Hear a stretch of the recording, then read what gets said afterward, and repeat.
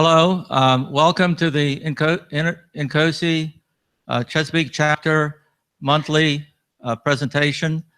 This month we're going to have a presentation dealing with robotics and industrial control systems. We have two people from NIST presenting, and they're going to give us a show that you won't believe. Thank you. Yeah, I saw some of the videos they had. They're pretty cool. So we have Craig Skertoff will be talking, and then Bill Harrison after that. They're going to co-talk. Thank you.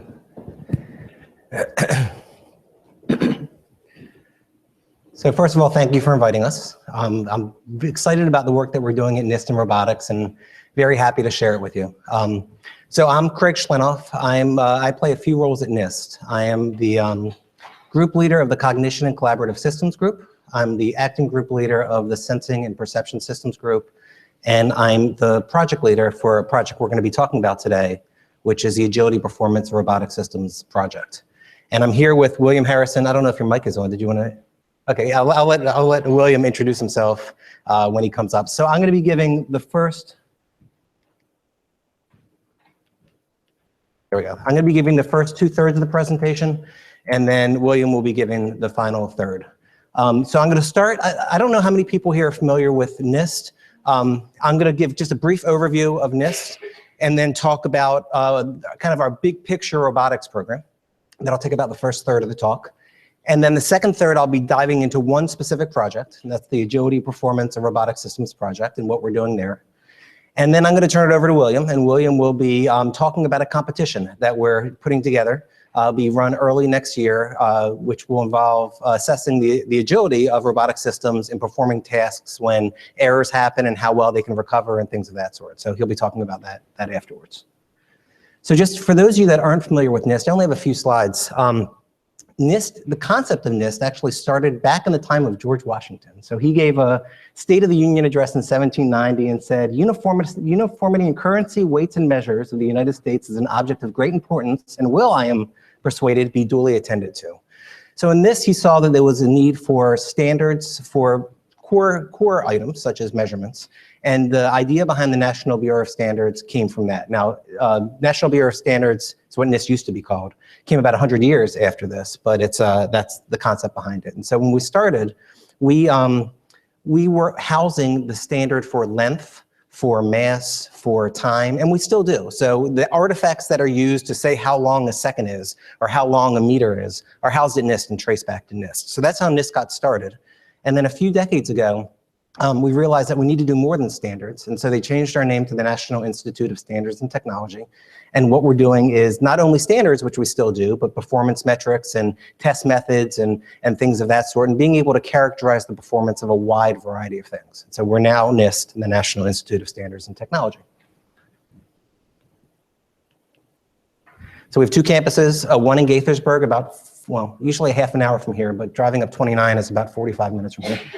And we have about a location in Boulder, Colorado also.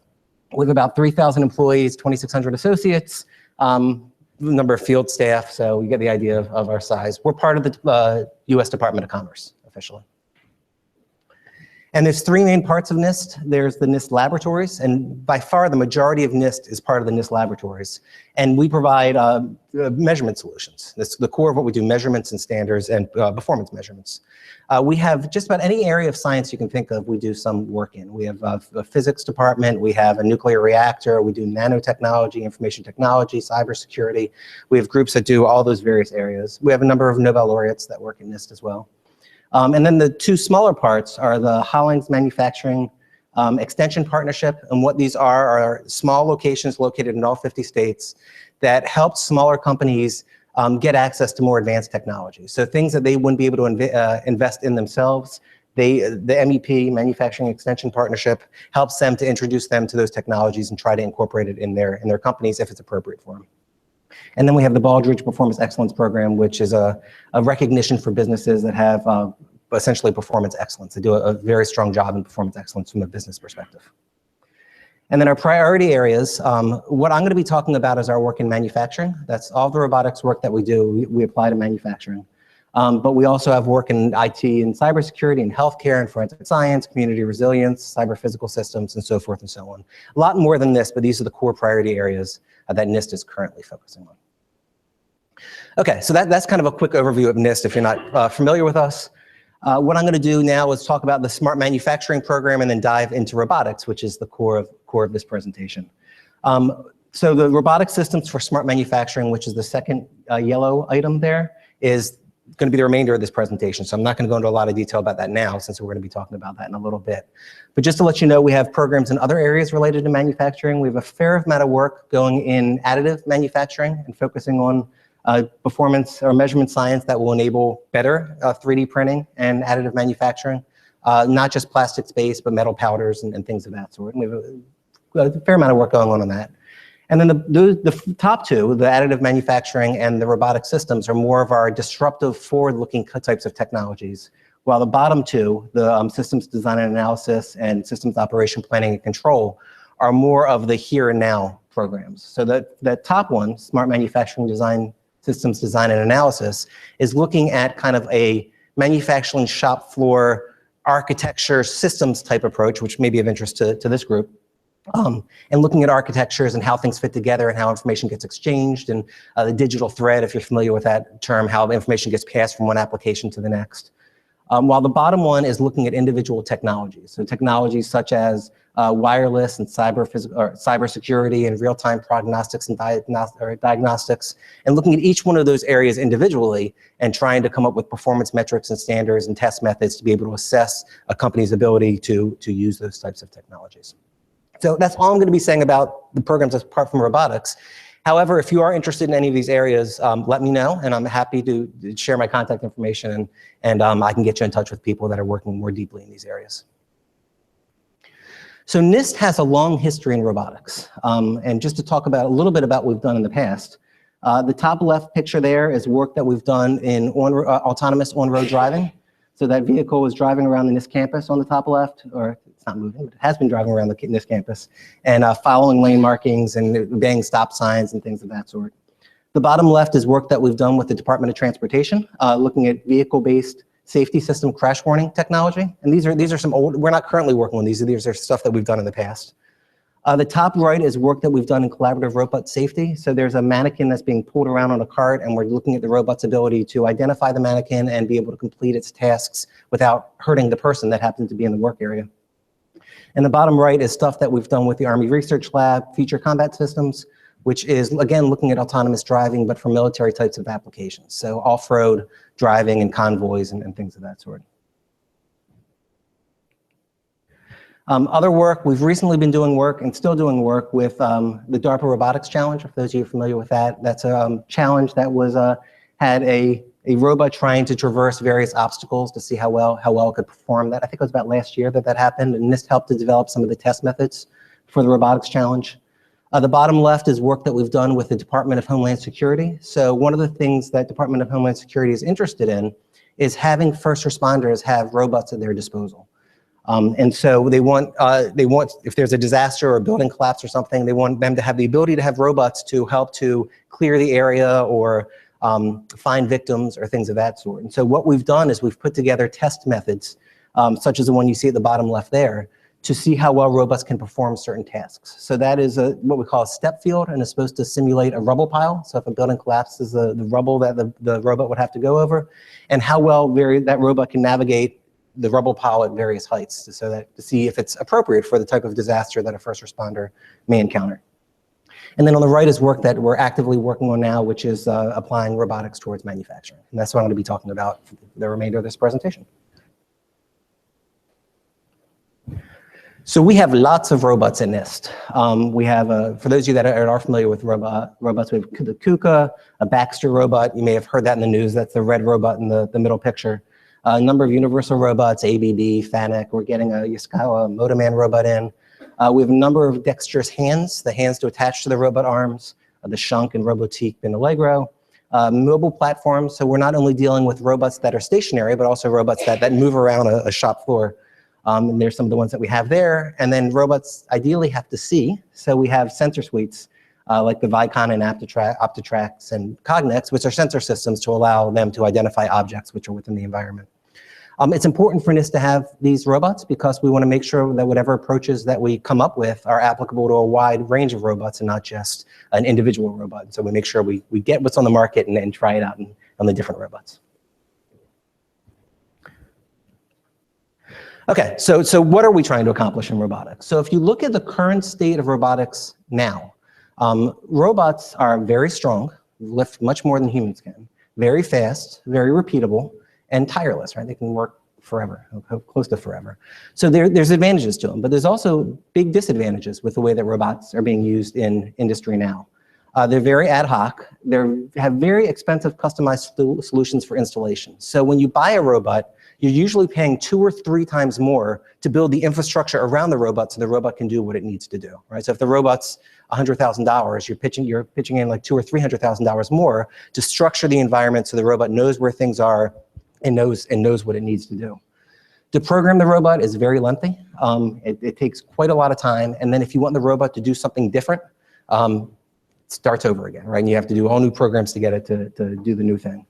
It has very limited ability to deal with variations in the environment. So if it's trying to pick up this, I don't know whose phone this is, I'm sorry. It's trying to pick up this phone, and the phone is in the middle of the desk, and it picks it up and it's fine. If you move that phone over, a foot, it's going to still reach for the middle of the desk. So robots, for the most part in industry, are blind. They don't know very much of what's in the environment. They just know I've been trained to come to this location, close my gripper, pick it up, and that's part of what we're trying to change. And if you also look at robots, they're separated from humans, right? You have humans here, and then you have a fence usually around it, and you have robots in the fence, and that's because of safety issues. So this is the state of the art of robots that are being actively used right now. What we're trying to get to are robots that are sensing and knowledge enabled. They can execute tasks with minimal upfront programming. So as I said before, instead of having to reprogram a robot when something changes, we want it to be able to figure out itself that something has changed and how to be able to accomplish its task. It needs to adapt to variations in part positions, intelligently navigate around the factory, again, mobile robots. Be able to assist humans by working safely and collaboratively in the same workspace, and be easily installed and integrated. So this is what we see as the future of robotics, and things are moving in that direction. NIST is just helping the field move in that direction. And this is what we're trying to accomplish. So our program thrusts are this, right? So developing measurement science to assure and advance robotics for manufacturing, and each one of these bullets correspond to a project that we have in NIST. So the first thing we're looking at is foundational competencies. How well can the robot perceive? How well can it move? How well can it grasp? Safe collaboration with humans and other robots. Agility, which we'll be talking about in detail. Ease of integration with other robots on the shop floor, and ease of adoption by small manufacturers. So we have 5 projects, and each project is addressing one of these areas. So what I'm going to do for the next few slides is just talk through each one of these projects. So this first project is characterizing the performance of sensing, grasping, and mobility. So the idea here is that we know that robots in the future need to have situational awareness and understand what's around it, be able to grasp, manipulate, and place objects, and be able to move around cluttered environments. So what we're doing is we are looking at these basic capabilities and not only making sure that robots can do them, but characterizing how well they can do that. And that's really the core of what NIST does, is characterize how well the robots can do various actions. And our job is not to say one robot is better than another. It's not what we're trying to do at all. What we're trying to say is, okay, here's a test method that we put together, and here's how well that robot can perform in that test method. And therefore, if somebody's out there in industry and says, okay, I need a robot that can do this, they can look at the test methods and see, oh, well, this robot did pretty good at this, but didn't do well at this other thing. But that's okay, because I don't need it to do this other thing. I need it to do the first thing, and so that might be the appropriate robot for it. So some people kind of call us the consumer reports of robots. And again, we're not showing which is best and worst. We're just characterizing how well they can do. So a lot of what we do is get involved in standards work. And so some of the examples of NIST action that we've done to address these are have put together some test methods for a 6 degree of freedom pose measurement. And we've standardized those within ASTM's E57 working group. 6 degree of freedom is, you can look at the XYZ roll, pitch, yaw of parts in the environment and be able to characterize where they are. We formed a robot grasping metrics working group, and we founded a committee for performance standards for industrial vehicles. So there's kind of 2 things that NIST does. We develop the test methods, and then we introduce them to standards bodies, gain acceptance from industry, and then push them forward as standards so people can use them and be more productive. The second project is collaborative robot systems. So robots are starting to work alongside humans, and we need to know how well the performance of these, how well their performance of teaming with humans and other robots described, how well they can work with robots can work with humans, and also how well robots can work with other robots. So we've been involved in this for a while, and what you're seeing in the video at the bottom there are two robots working together. Their hands look a little similar, but they're working together. And they're putting something together where one peg, this peg here, has to be held in while another peg gets inserted, right? So one robot and one arm couldn't do that by themselves because they couldn't hold something in and insert a peg 90-degree difference. So that's just a simple example of how two robots can work together. So we put together these test methods, and we've also worked very closely with ISO, the International Standards Organization, on collaborative robot safety technical specifications, which is now finally, after like a decade, been released. And what it is guidelines for robot vendors to say, okay, if you want your robot to be human safe, these are the things that it needs to be able to follow. For example, if you're moving and you hit a certain amount of pressure on the arm, you got to stop, right? Because that could be a person and that could hurt the person. Or if you sense that the person is within some proximity, you have to slow down when you're a certain distance away and come to a complete stop before you're at some key distance. So NIST has been working with them in order to help define these measures for robot safety and to test them. Agility is the project I'm going to be talking about in much more detail, but just in a nutshell, manufacturers need robots that are easier to retask and more robust in executing failures during operations. Right now, if a robot's performing something and it drops an item, red flashing lights go off, and I've been in factories where this happens, and a siren goes off, and then a person has to go over and see what happened and get things back in a state where the robot understands where they are and then continue where it left off. What we're trying to do is get the robot to understand, for example, when a failure happens, understand how to recover from that failure without the need for human intervention. And so we've done a number of things, but I'll talk about that in a little bit. Fourth project is interoperability and integration. So this is the integration of robot systems within manufacturing facilities. So when a new robot is introduced into the manufacturing facility, how easy is it to integrate and interoperate with the other robots that are there? It's looking at data exchange kind of underneath the hood, how information gets passed back and forth. If any of you are familiar with robotics, there's a group called ROS, the Robot Operating System, and ROS-I for industrial applications. So we're working closely with ROS-I to come up with some of the specifications to allow this to happen. And then the fifth and final project is robots for small and medium enterprises. And the idea here is that right now, robots are primarily used by larger companies, and we want them to be more accessible to smaller companies. And so what we're doing is looking at the barriers that exist and trying to come up with documents and technologies to make it easier for small companies to adopt robots. So we've introduced robot system calibration and registration concepts to make it easier for the robots to get integrated within a small factory. We've put together a workshop where we've invited small companies together to reach out to the small and medium enterprises to understand the challenges with robotics and see how many of them are actually using robots. And then we've come up with a 3-point calibration solution. So we're trying to figure out for small companies that just want to get started with robotics, what are the kind of the easy things that we can make available to them to make that transition easier. Okay, so that's the first part. How are we doing with time? The first part of this presentation, kind of the big picture of our robotics program. The next part is I'm going to focus on one project, and that one project is the Agility Performance Robotic Systems project. I'm doing that selfishly because that's the project that I lead and I know most about, but I think it's of interest to this group, and it leads into the competition work that William's going to be talking about in a minute. So I mentioned this before, but when you think about robots on the shop floor, this is what they look like for the most part. This is the Kia Sportage factory production line. Lots of robots, very structured. They do various tasks, but if you notice, they're all doing, a given robot is doing the same task over and over and over again. And when you're manufacturing hundreds of thousands of cars or whatever number of cars they do per year, that's fine, right? If you have a lot of things that you need to manufacture, take a week, program the robot, get it to work just right, and just let it run for the next year. And the fact that it took a week to program it, not a big deal, right? Because you have a year's worth of productivity coming. But if you look at smaller companies that need to make 10 of something or 50 of something, they can't take a week to program a robot, right? The cost to benefit ratio just isn't there. It's too much downtime. So this is what robots are like now, and what we want to get it is to a point where robots are more intelligent and can reprogram themselves. So I got to have a quad chart because every project in this has to have a quad chart. So what we're doing is developing performance metrics, information models, test methods, and protocols to enable manufacturers to assess and assure the agility performance of the robot systems. And then in the bottom left, we want to get to a lot size 1 assembly and automated lines and reduce downtime and have less human intervention. That's the goal of what we're trying to do within this project. So what is robot agility? So there's two ways you can look at robot agility. The first of which is you can look at it from a hardware perspective. So if I'm using this type of gripper, what kind of things can I pick up? If I'm using this kind of robot that can lift this weight or can reach out this far, what kind of, what are my options for what I can pick up? Hardware agility is very important. It's being addressed in other projects, but that's not the focus of the project that I'm about to describe.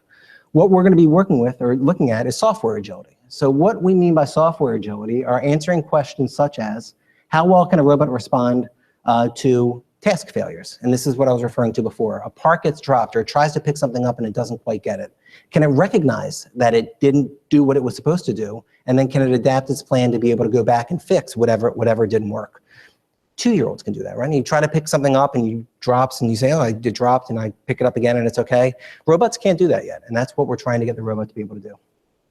How well can a robot replan when a new goal was provided to it? So it's creating 50 of these widgets, and then all of a sudden a new high priority order comes in and it needs to create this other type of widget, right? How quickly can we reprogram that robot in order that it can create the new widget and not have to shut it down and reprogram it for a week? How can we allow for interchangeability of robots? So this is actually a big interest in industry for the people that we've been speaking with. If you go to a shop floor, like if you saw that Kia plan, all of the robots I think were yellow, if I'm not mistaken. And the robots kind of took dibs on colors. So it's Fanuc seems to be yellow, and KUKA seems to be orange, and Universal seems to be white.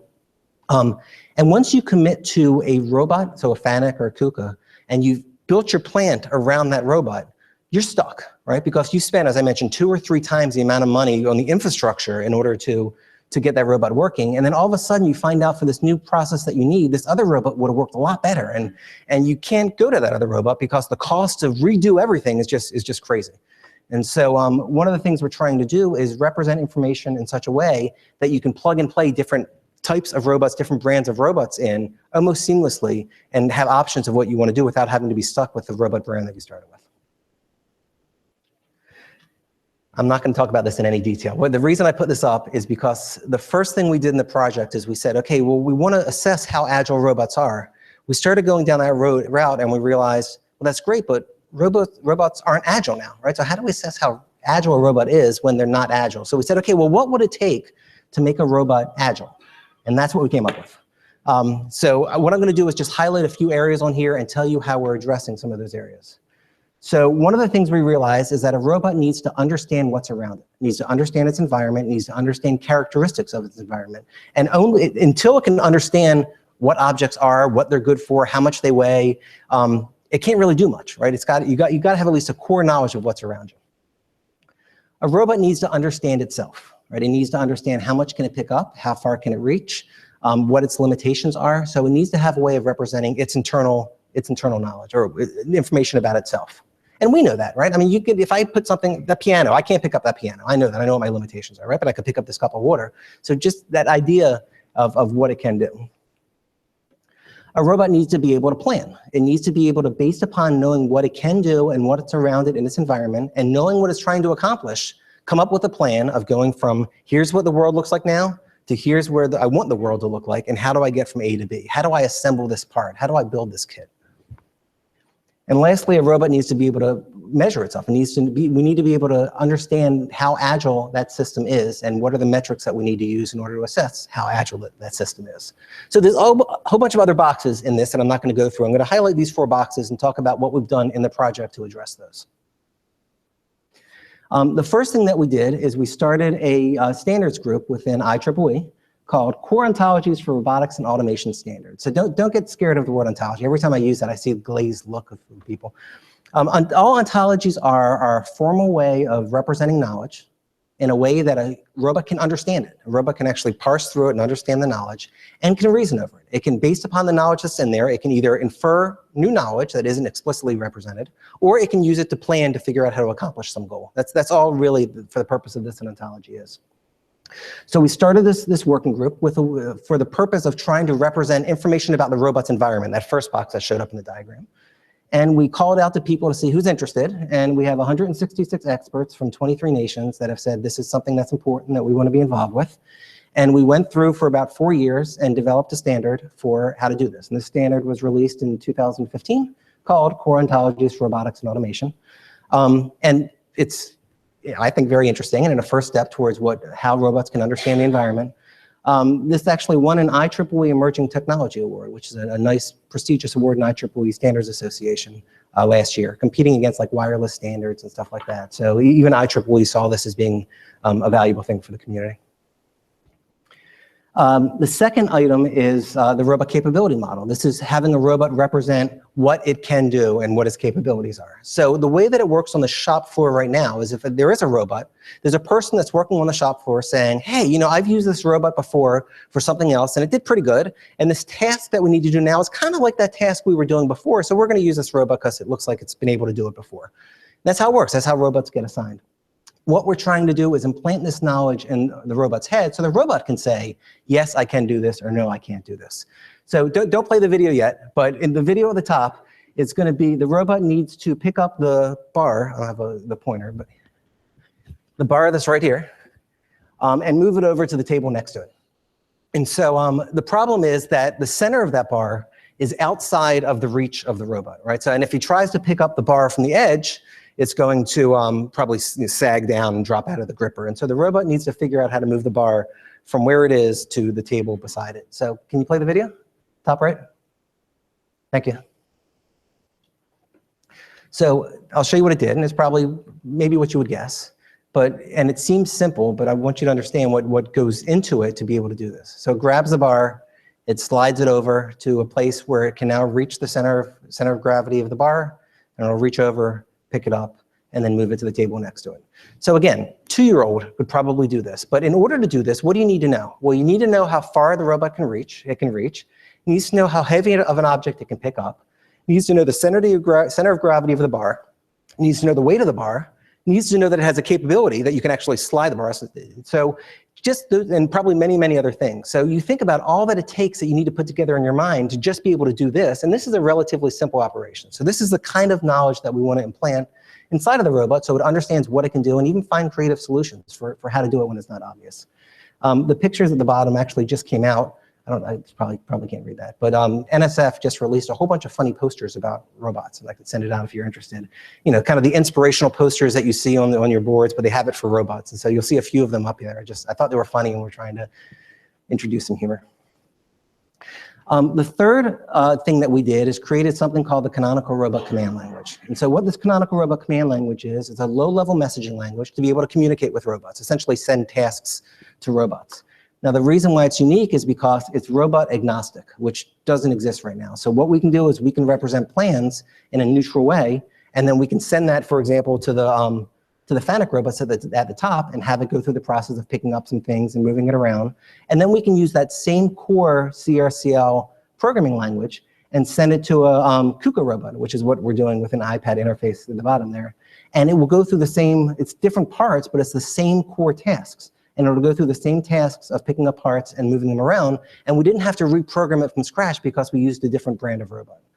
So this will pan over to the orange robot there, which is a KUKA robot. And it's going to pick up various parts on the blue tray and move it over to the black tray. And again, we didn't have to start from scratch because we used the same core knowledge of the ability to reach down and pick things up and move them around. And we were able to use it for both the KUKA and the FANUC robot. And this is what we're trying to get to, of being able to plug in different brands of robots without having to reprogram from scratch.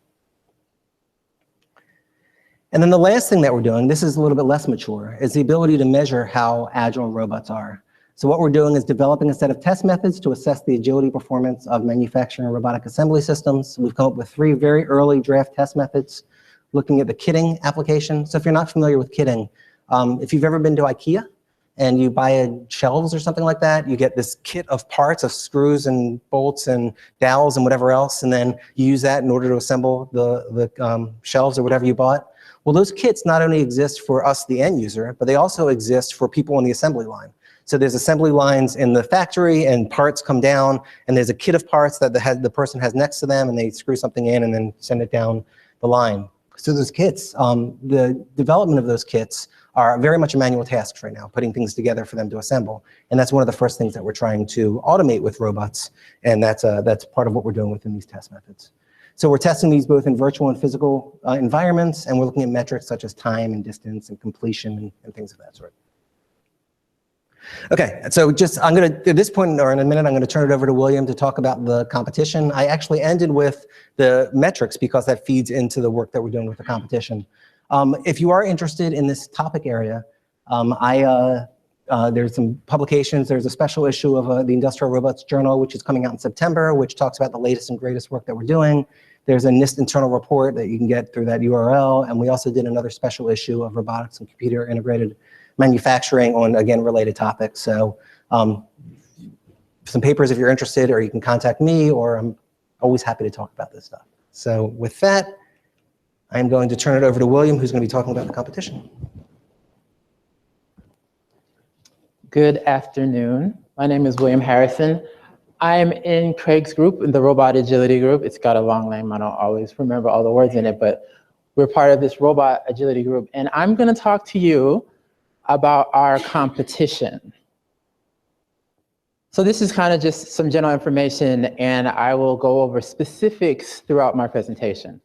But when you think about robot agility, and we were kind of kicking this idea of doing a competition, we wanted to kind of leverage this idea of crowdsourcing. A lot of people have heard of Quickstarter and things like that. And we wanted to do that, but for our research topic, which is robot agility. And that's kind of how we came to this idea of doing a competition. So how do we go about trying to identify the industry challenges? So we conducted over 30 interviews. We talked to people from industry. We talked to people from academia. And we also talked to people who did research for the government. And we were trying to kind of understand what the current state of the art is. What are the problems? And in addition to that, we also talked to people who have done similar challenges that we've done to the ones that we're trying to do. How many of you are familiar with the Amazon picking challenge? Anybody? Cool. So the Amazon picking challenge was an interesting one. Amazon has some challenges that come with trying to create packages that they're going to ship. But in their challenge, they had to have all of their participants actually bring the robots on site. But they also faced a lot of the same challenges that we will face. We looked at the virtual DARPA robotics challenge, which is also interesting because they have a simulation part, and they also have a real part where people had to bring their real robots and compete as well. We also looked at the robot perception challenge, and we even looked at the smart city challenge, just to try to understand what are some of the stumbling blocks that people will come across when trying to organize a competition like ours. So what is AREAC going to be? What is AREAC going to consist of? Well, Craig and Tony and I were initially talking about doing this competition. Something that was important to us, we wanted the barrier to entry to be as low as possible. So first, it's simulation-based. You don't need to have your own robot to compete. That was very important. Secondly, it's in the cloud.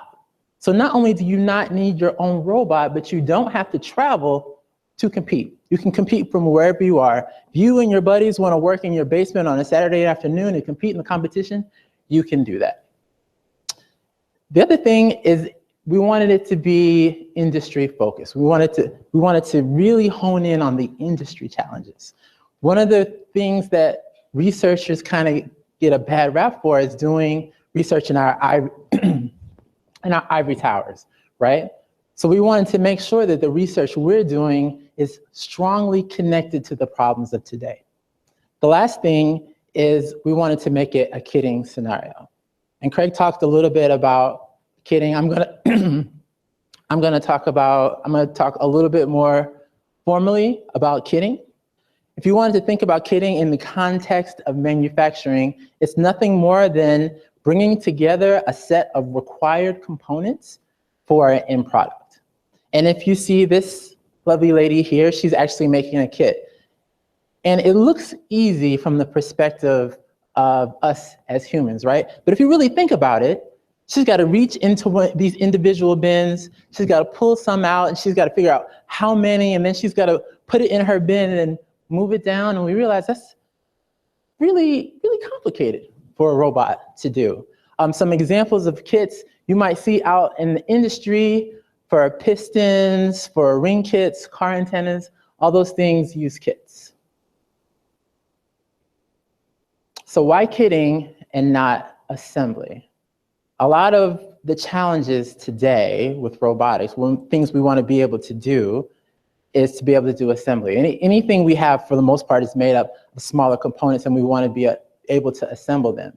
And in many cases, robots can do assembly, but not when the environment has any type of variation to it. So for that reason, and many others, we decided to go with kitting. So you might be wondering, well, kitting Trey or William, that seems a little bit too simple. So here, this is the Amazon picking challenge, and this robot only needs to pick up this sponge and drop it in this bucket. I don't think there's any sounds, but when it finally is able to get to this bucket, and maybe you'll be able to see it when the camera pans up, applause, applause. It drops a sponge into a bucket and the crowd goes wild, right? Because it's hard. It needed to figure out where it was, what it's made of, and how to get it there. And that's one of the reasons we picked kitting, because yes, it's easier than assembly, but it's still challenging for today's robotics. So competition components. Initially, when we were thinking about simulation, we had big ideas of the types of robots we would have in our simulated environment. We had 2-armed robots. I wanted to have a robot that could walk because it's all simulation. And unfortunately, our eyes, at least my eyes, were a little bit bigger than what we could actually do in simulation. So these are the robots that we are thinking about using right now. We have a Cartesian robot and a SCAR robot. Cartesian robot is 3 degrees of freedom. The SCAR robot is also 3 degrees of freedom. And the reason we picked those is the reason I told earlier. We wanted the barrier to entry to be as low as possible.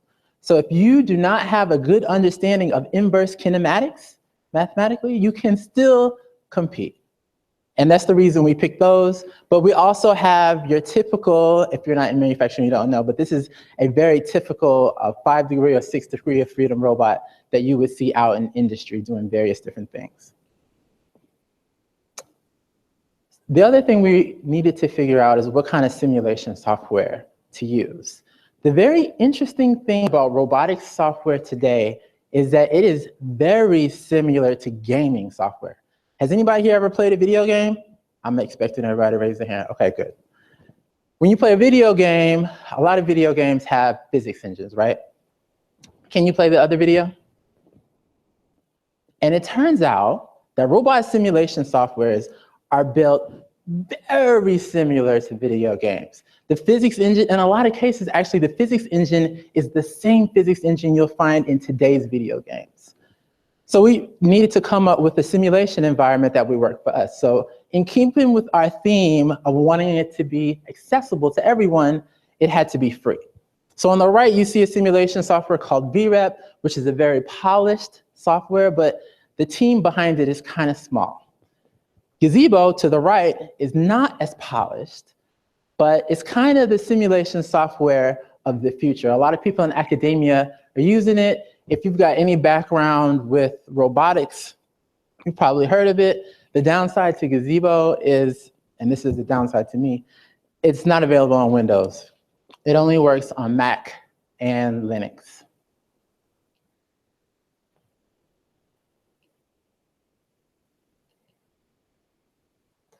The second thing we need to kind of consider when we're doing this competition, not just the simulation environment, not just the robots, but how do these different pieces communicate? If I have a robot, if you really think about a robot, you have actuators, motors that create this motion, and you have sensors, and you have a processor. But you need these things to all communicate together. So rather than have teams put this inside of the simulation environment, which we don't want. We want the simulation to be as close to reality as possible, meaning their signal processing and their system processing needs to be external from the components that create the motion. So we need an infrastructure to create this. And we decided to go with something that Craig mentioned earlier called the robot operating system. And ROS is interesting because it's an infrastructure for controlling robots, both sensory and control. And we decided to go with this. And the second reason was that it integrates with our simulation software really well.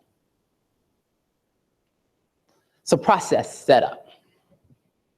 When we're doing this simulation where we're trying to test robot agility, there's a couple of different, there's 5 different ways that parts are going to be introduced to the robot so we can see how agile they are.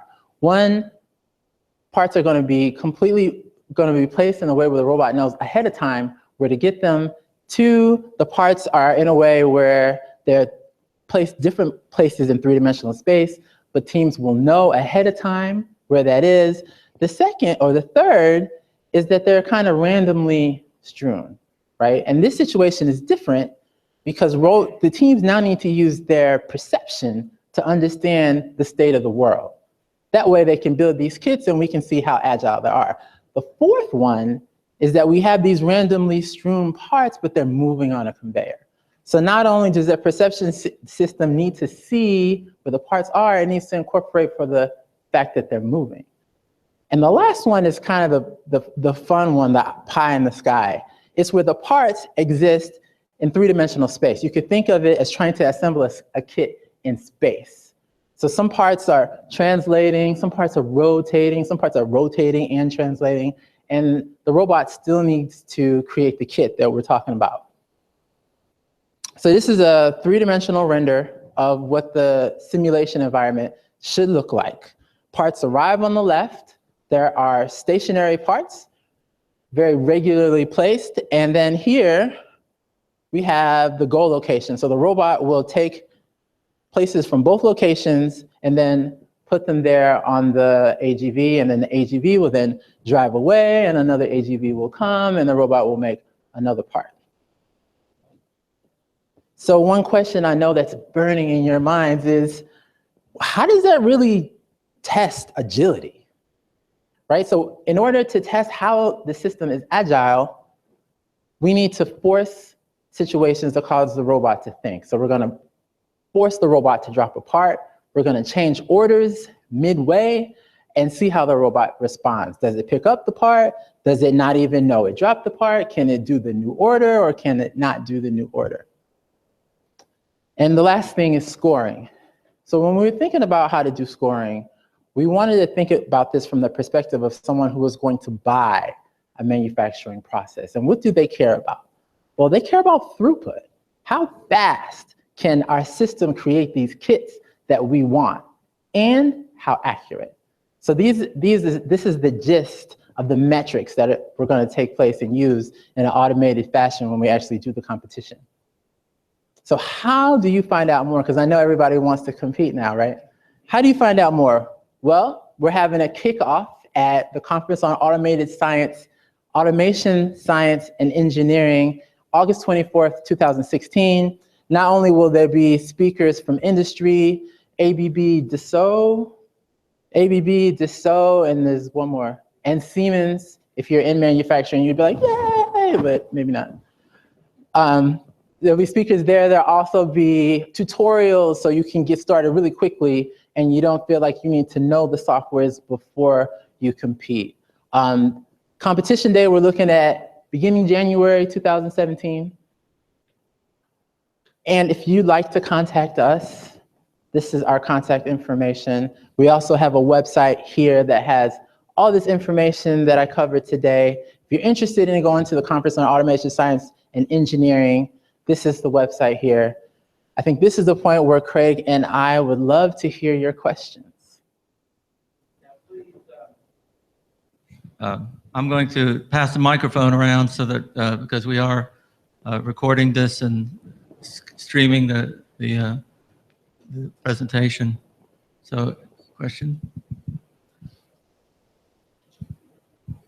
If you would, talk to us about who is competing. Is this industry? Is this university students? All students? I mean, are the different levels? In which way they go? Good question. I should have covered that.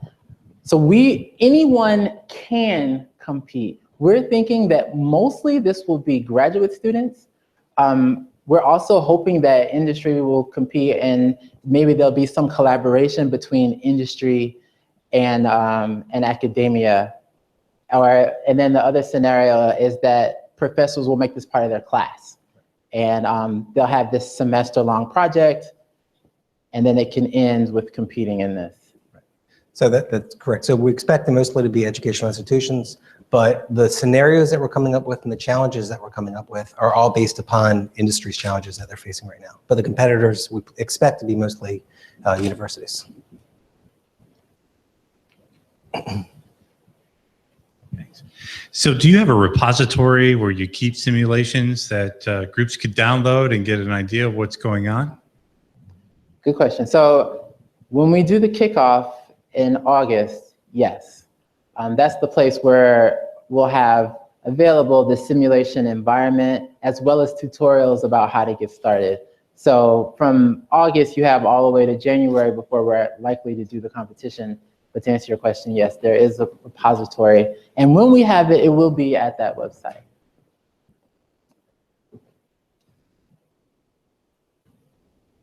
I have a question here. Seeing as how you're setting this up and talking about, having modularizing items, is the idea to have this a little bit more like the way Java runs, in a sense, in the software world, where you have a virtual machine underneath this, and then try to do more plug and play with some of the pieces, like one for sensors for vision, another sensor for tactile feedback that can piece together these modular design? You want to take that? So when you say like Java, if you mean that it's similar to being object-oriented, is that what you mean? I think it's more the modularity. It's one part with object-oriented, but also, when you got the Java virtual machine, it's kind of like, almost like your robotic operating system. Right. In other words, it provides the communication architecture right. for all the areas that you're trying to link together. And again, maybe making it easier to put these pieces together right. and spend less time trying to say, well, how do we want to connect this? No, you're trying to put the pieces together and architect in your mind how to, put the proper flow and, make it easier right. to change. Exactly. So what you're describing is, if you're familiar with the robot operating system with ROS, it's almost exactly what they're trying to do. ROS has modules for sensing, for planning, for inverse kinematics, for whatever else, and they have the underlying architecture underneath it, right? So there may be 20 modules for sensing, and you pick the one that's appropriate for you and you plug it in, right? And then you take the one for planning, whichever one you want, you plug it in. And as you said, it provides kind of the underlying backbone, so you don't have to worry about tying things together yourself, and it has ways of passing information back and forth and whatever. So what we're doing as part of this competition is heavily leveraging ROS. And so one of the speakers at the CASE conference in August are the people that are coordinating the ROS industrial effort. And they've come there because they want to start applying, not start applying. They want that to be the underlying architecture that competitors use in order to get this to work. But one thing actually you reminded me in your comment is I mentioned one of the projects that was trying to assess sensing, assess mobility, assess grasping.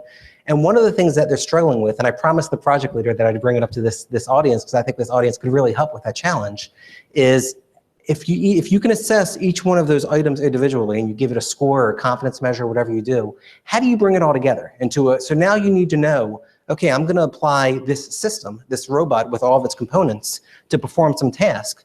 And I know that it can grasp this good in this kind of situation, and it can sense this good in this kind of situation, but the person who's using the robot doesn't care about that. They want to know how well is that overall robot going to do in performing that task, and how do you bring all that together into an overall picture that can, in a single number or something, I don't know, characterize it. And so when she heard that I was giving a presentation here, she said, please ask that question, and if anybody has any ideas from a systems engineering point of view, please let us know.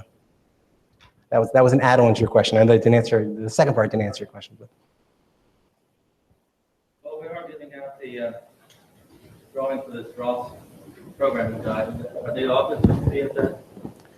Who are the authors? Yes, actually. Their authors are from the Open Source Robotics Foundation, I believe. They might be. Right. So there will be a person, well, there will likely be a person there because they've dealt with Gazebo from the Open Source Robotics Foundation. Brian Gerke is one of the authors, and he or one of his representatives will likely be at that meeting.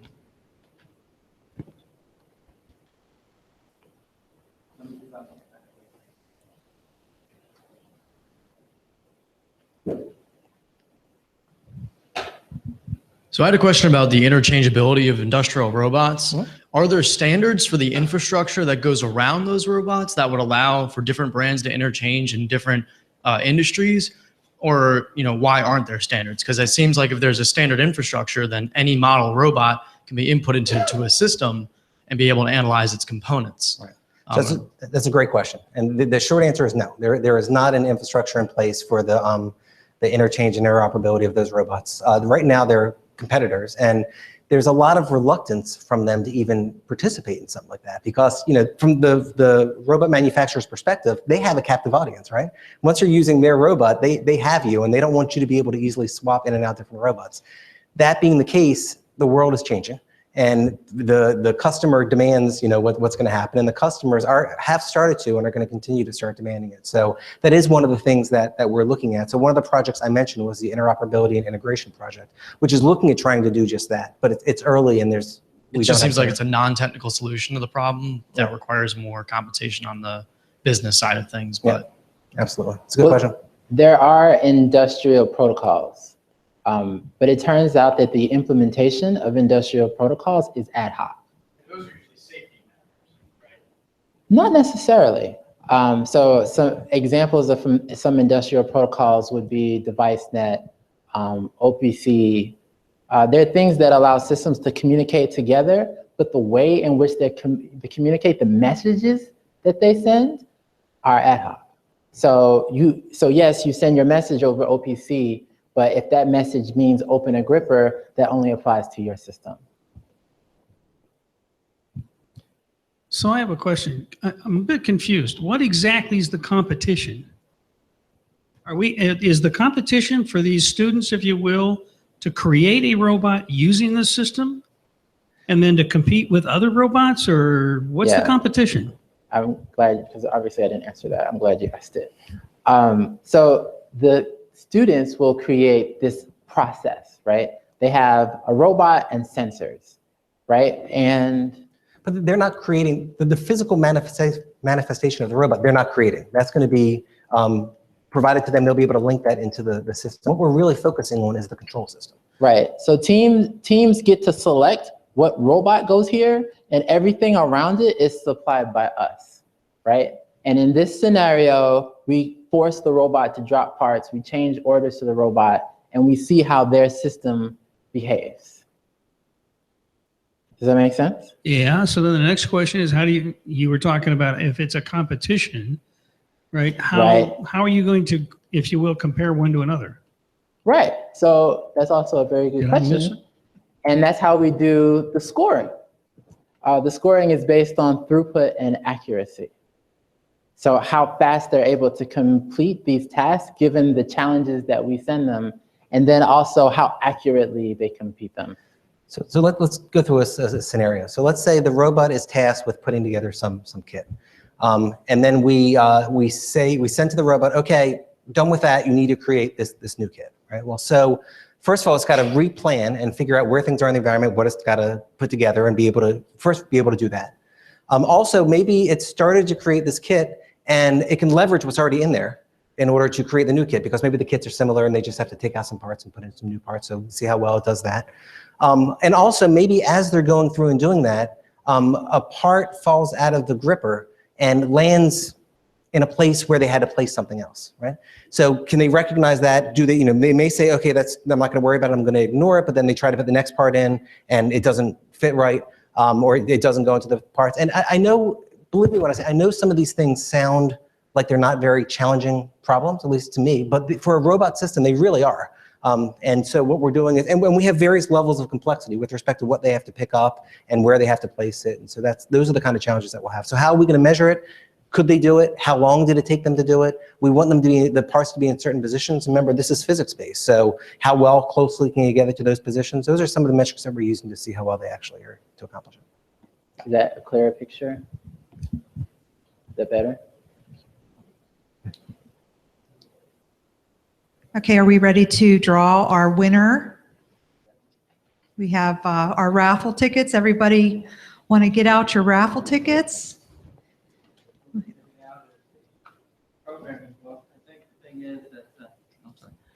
The book we're giving out is Programming robot operating system.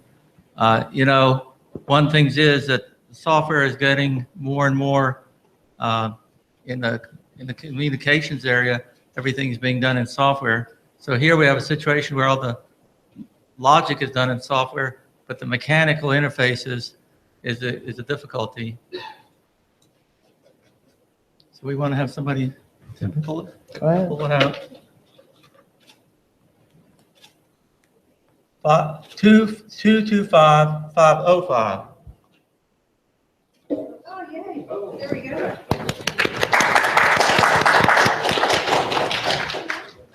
Get your picture taken. Yeah. Thank you. Congratulations. We need a book report on that next month. Okay. Okay, we'd like to award certificates to our speakers tonight. William Harris and Dr. Schlenoff, thank you so much for coming. We're very appreciative that you were here. Thank you. And we also have a caffeine delivery system for you. So happy to help you out with Thank that. you very much. Okay. And let's get a picture with Gundars, and I'll just stand. there you go. Very nice. Thank you, gentlemen, for coming. And we also have posters for you to take with you for your office, so you have an example of that. Awesome. Thank you. So you can take those with you and hang them in your office with your pictures on them. So, Thank you. and we have, and thank you again. This was an awesome presentation. Our pleasure. Thank you. And we'd like to thank APL for sponsoring this event and hosting it for us. And one more item that we have is we'd like to thank Mr. David Mason. Would you please come up for teaching the CSEP exam preparation course for us this week at APL. You too are the recipient of a caffeine delivery system right here. Yes. All right, you could take that out. And then we also have a certificate for you too.